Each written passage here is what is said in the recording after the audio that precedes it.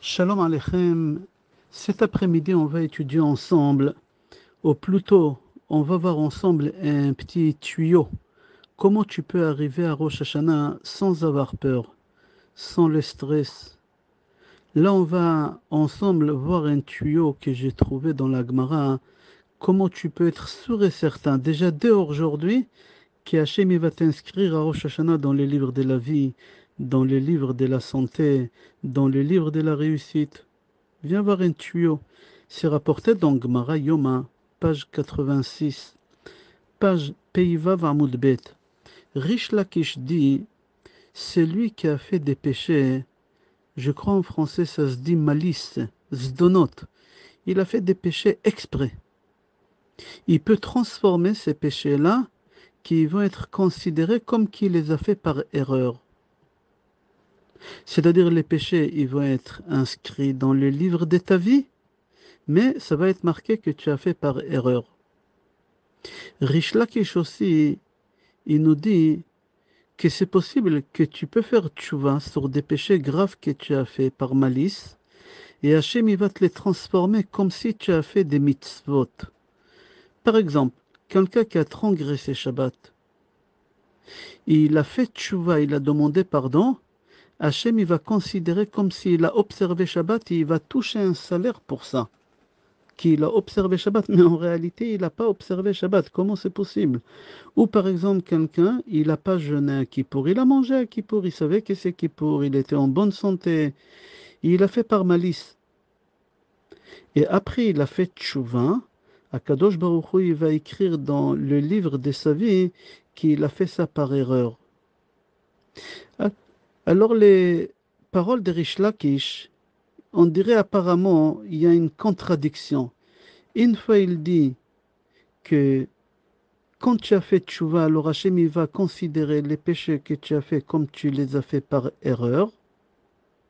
Et une fois c'est marqué que Rish Lakish dit quand tu as fait tchouva, alors Hachem il va considérer les péchés que tu as fait comme si tu as fait des mitzvot. Pas que tu as fait par erreur, c'est comme si tu as fait une mitzvah et tu vas aller au Gan Eden comme un tzaddik. Alors apparemment, a priori, on voit qu'il y a une contradiction. Une fois Rish Lakish il dit, ça va être considéré comme erreur. Et une fois Rish Lakish il dit, ça va être considéré comme si tu as fait beaucoup de mitzvot. Quand il dit que tes péchés que tu as fait, Hachem, il va les écrire comme tu as fait des erreurs, c'est-à-dire le péché, il va être inscrit dans ton livre. Mais ça va être marqué là-bas que tu n'as pas fait exprès. Que tu n'as pas fait exprès. Et dans un autre endroit, je répète encore une troisième fois pour que ça te rentre bien dans la tête. Et dans un autre endroit, Rish Lakish il dit que le péché que tu as fait, il est effacé. Et à la place, on va marquer là-bas que tu as fait la mitzvah au lieu de faire que tu as fait un péché. A priori, il y a une contradiction. Et la Gemara était dit, détrompe-toi. Comme ça, la Gemara sur place là-bas dit, détrompe-toi. C'est deux situations différentes. Comment? Quelqu'un qui a fauté et qu'il a demandé pardon sur la faute qu'il a fait, mais il a demandé pardon parce qu'il a peur. Il a peur de la punition. Il a peur Rosh Hashanah, il va arriver, il va être jugé. Il a peur Kippour, il va arriver. Ou tout simplement, il a peur, il attend des résultats médicaux. Il en fait une biopsie et là, il va voir est-ce que c'est bénin, malin. Il a peur, alors il fait tchouva. Il fait tchouva pour changer les résultats médicaux. Alors, ça s'appelle quelqu'un qui fait tchouva par peur. C'est une belle tchouva, il n'y a aucun problème. Mais quand on fait tchouva parce qu'on a peur, alors tes péchés, Hachem il va les transformer comme si tu ne les as pas fait exprès. Il y a un deuxième cas, quelqu'un qui fait tchouva, pas parce qu'il a peur. Il fait tchouva par amour pour Hachem.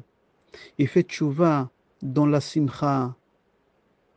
Alors tous les péchés qu'il a fait par malice, Zadon, Hachem il va les transformer comme s'il les a fait comme mitzvah.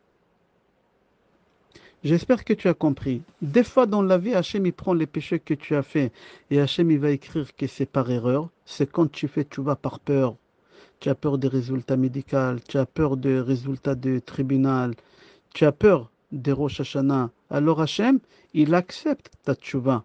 Mais les péchés ils vont se transformer par erreur. Et parfois, les péchés que tu as fait par malice, Hachem il va les effacer, il va marquer comme si tu as fait que des mitzvot. Quand est-ce? Quand tu as fait tchouva dans la simcha totale. Et on va expliquer c'est quoi dans la simcha totale. D'ici, on apprend qu'un homme, qu'il est dans la simcha, qu'il est dans la joie, qui chante, Hachem il lui pardonne sur ses péchés. Viens voir qu'est-ce qu'il dit dans Sefer Charedim. Rabbi Elazar Azkari dans chapitre Ain Gimel, il dit quand tu chantes tous les matins, Az Yashir Moshe Uvne Israël, chante ça avec la simcha et il faut que tu sens comme si tu viens de sortir d'Égypte. Tu sens vraiment que tu sors d'Égypte, que derrière toi il y a les Égyptiens, à ta droite et à ta gauche il y a des bêtes sauvages, devant toi il y a la mer qui est effervescent et tu n'as pas où avancer. Tu n'as pas où avancer. Tu vas mourir chaque instant. Et quand même tu es dans la simcha, tu chantes, ah, Yashir Moshe, en plein sentiment là, que tu es encerclé. Alors Hachem, qu'est-ce qu'il va faire? Il va ouvrir la mer et tu vas traverser. C'est quoi ton sentiment? Quel sentiment de joie! Là, Hachem, il va te pardonner tes péchés. Tous les matins, quand tu fais Az Yashir Moshe, tu chantes avec la simcha, avec un sentiment que tu es encerclé des problèmes, et quand même tu chantes, Hachem il va ouvrir la mer, tous tes problèmes ils vont être résolus, et pas seulement ça, tous les péchés que tu as faits, Hachem il va les transformer en mitzvot.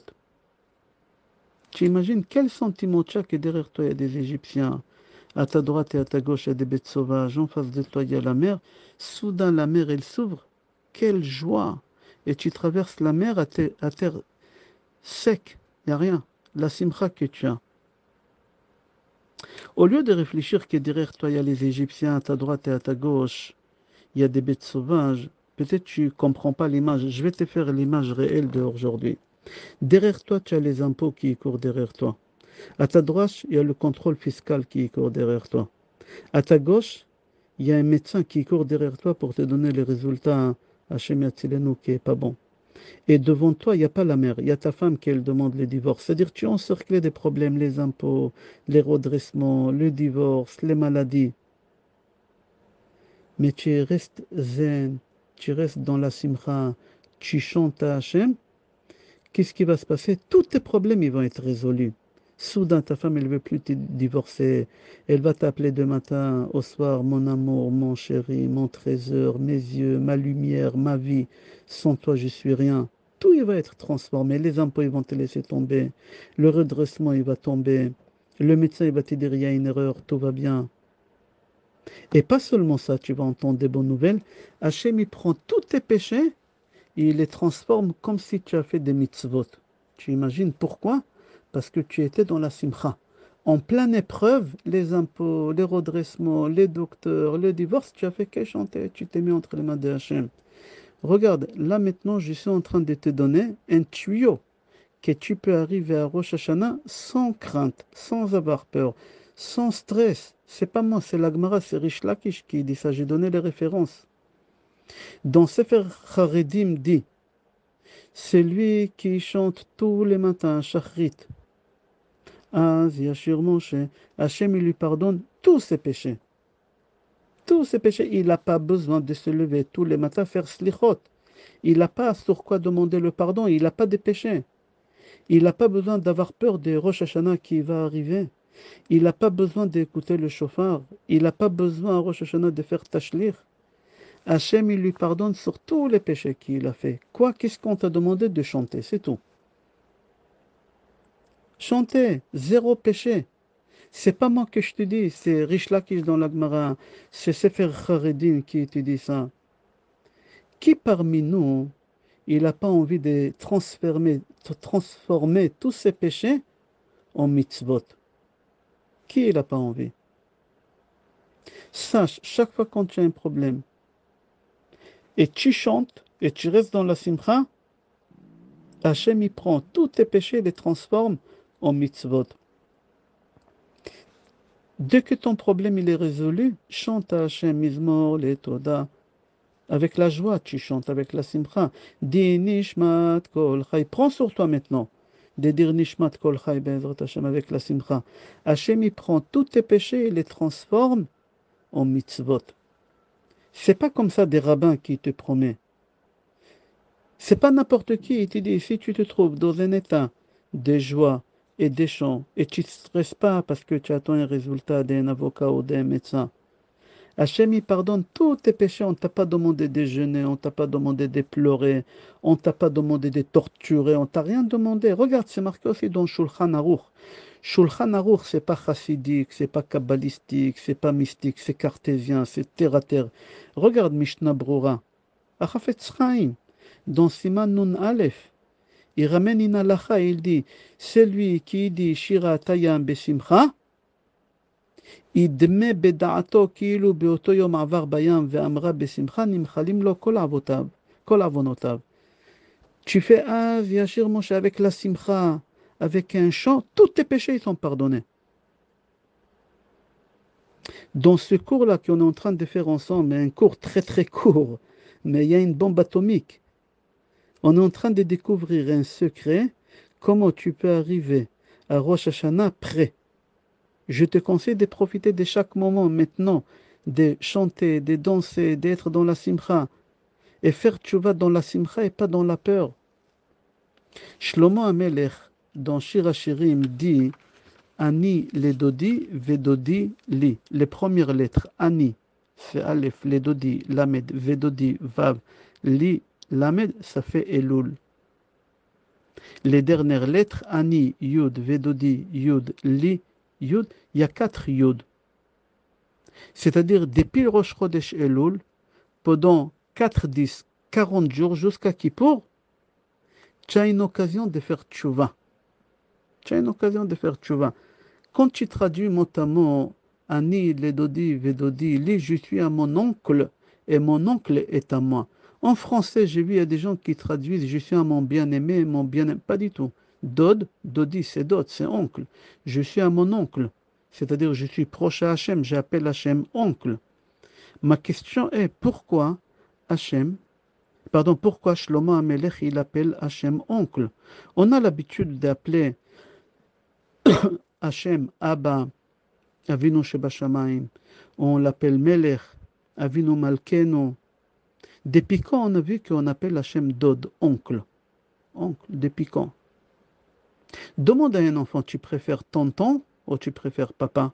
Il va te dire, je préfère tonton, parce que tonton, il ramène que des cadeaux. Il punit pas, il frappe pas. Papa, il lève la main parfois. Papa, il punit parfois. Un oncle, il fait que du bien. C'est-à-dire qu'on comparait Hachem à un oncle, qu'Hachem, il te fait que du bien, il n'y a pas de mal. Il n'y a pas de mal. Viens, on va rentrer un peu plus profond que ça. Quand tu es venu au monde, il y a des avantages et des inconvénients. L'avantage, dès que tu es sorti dans le ventre de ta mère, on t'a dit voilà ta mère, voilà ton père, on t'a présenté ta famille, voilà ton oncle, voilà ta tata, voilà ta mémé, voilà. On t'a présenté toute la famille, tout était prêt, tu n'avais pas besoin d'aller chercher la famille. C'est un avantage. Mais il y a un inconvénient dans ça, que tu ne peux jamais divorcer d'eux. Ton père, il restera ton père à vie, ta mère, elle restera ta mère à vie, et ton oncle, il restera ton oncle à vie. C'est-à-dire, quand tu viens au monde, il y a des avantages et des inconvénients dans la famille. L'avantage, que tout est prêt. L'inconvénient, que tu ne peux jamais divorcer d'eux. Tu ne peux pas dire c'est mon ex-père ou c'est mon ex-mère. Par contre, dans le mariage, c'est pas comme ça. Il y a des inconvénients et des avantages. L'inconvénient, que tu dois chercher ta future femme. Parfois, ça peut prendre quelques jours, parfois quelques mois, et parfois, ça peut prendre des années jusqu'à ce que tu trouves ta moitié. C'est un inconvénient. Il y a un avantage, que si on ne s'accorde pas, on peut se séparer. Tu peux dire c'est mon ex. C'est-à-dire, dans le mariage, il y a des avantages et il y a des inconvénients. L'avantage que tu peux dire c'est mon ex, l'inconvénient que tu dois la chercher, tu dois la draguer jusqu'à ce que tu arrives sous la choupa. Maintenant, tu vas comprendre pourquoi le roi Salomon, il appelle Hachem oncle. Pour te dire, ton oncle, même tu lui fais les pires crasses, il ne peut jamais dire chez son ex-neveu. Il ne peut pas. Hachem, c'est la même chose. Tu ne peux pas, tu peux lui faire le pire crasse à Hachem, Et Hachem, il ne peut pas dire c'est mon ex-neveu, c'est mon ex-fils. C'est pas possible. Tu ne peux pas te séparer d'Hachem. Hachem, il est miséricorde et Hachem, il ne peut pas se séparer de toi. C'est pour ça on a Ani, Ledodi, Vedodi, Liya 40. Pendant 40 jours, il faut lire 2 fois par jour, comme ça il dit à un Rizal. Le Tehillim 27. Le David, Adonai Orivi, Mimi, Era. Adonai Maosraya, Mimi, Efradvi. Il faut lire ça 2 fois par jour pendant 40 jours. Et Ari Akadosh, il dit, c'est lui qui lit le psaume 27 2 fois par jour pendant 40 jours, je lui garantis qu'il va être inscrit dans les livres de la vie. C'est pas n'importe quel barbu, c'est à Arizal, il te garantit la vie pendant toute l'année qu'elle va arriver. Pourquoi ce psaume il est important pendant le mois d'Elul? Pour la simple raison que dans le psaume 27, il y a 13 fois le nom de Hachem, comme ça il dit à Arizal. Et ça rappelle les 13 midot arachamim, les 13 caractères de Hachem des miséricordes. Regarde, dans Shir Hashirim, c'est marqué Ani, Ledodi, Vedodili, Haroe Bashoshanim. C'est quoi Shoshanim? Shoshanim, c'est rose. Est-ce que tu as vu dans ta vie une rose? Jamais tu as vu une rose. Le rose que tu achètes à ta femme tous les vendredis, détrompe-toi, c'est pas une rose. Ça s'appelle Vered. C'est une arnaque. La vraie rose, elle a 13 pétales. Et ça fait 600 ans qu'on n'a plus des roses à 13 pétales. Et la rose, elle rappelle aussi les 13 noms de Hachem qui sont rappelés dans les Tehillim 27. Et il rappelle aussi les 13 traits des caractères de Hachem de Rachamim. Akadosh Baruch Hu, il est miséricorde. Et c'est pour ça le mois de Elul, on l'appelle Chodesh HaRachamim VaSelichot. Hachem, il ne se met pas en colère pendant le mois de Elul. Hachem, il ne se met pas en colère. Bilam, il a voulu nous maudire et il n'a pas pu. Pourquoi? Il a dit Lo Za'am El. Hachem, il ne se met pas en colère. On est pendant le mois de Elul. Et Hachem, il ne se met pas en colère. Bilam, il a voulu nous maudire pendant le mois de Elul. On va s'arrêter là. Je te souhaite un bon fin d'après-midi. Bracha ve'atzlacha besorot tovot. Et kol tov, n'oublie pas, mardi soir, demain, Be'ezrat Hashem, mardi soir, il y a cours à 20h30 dans ma synagogue. Comme tous les mardis, ça fait quelques années déjà, Baruch Hashem. Et on fera en même temps annulation des vœux, annulation des malédictions, et on va faire Pidyon Nefesh. On a expliqué c'est quoi Pidyon Nefesh, le rachat de l'âme, parce que parfois, la Neshama elle est bloquée quelque part, alors il y a un blocage de mariage, il y a un blocage de Parnassa, il y a un blocage de maladie. La Neshama elle est bloquée de côté mal, alors on la rachète, on la libère là-bas. C'est pas mystique, c'est pas kabbalistique, je te conseille de venir, Be'ezrat Hashem, on le fera demain à 20h30, 11 rue Curial. Bracha ve'atzlacha et kol tov.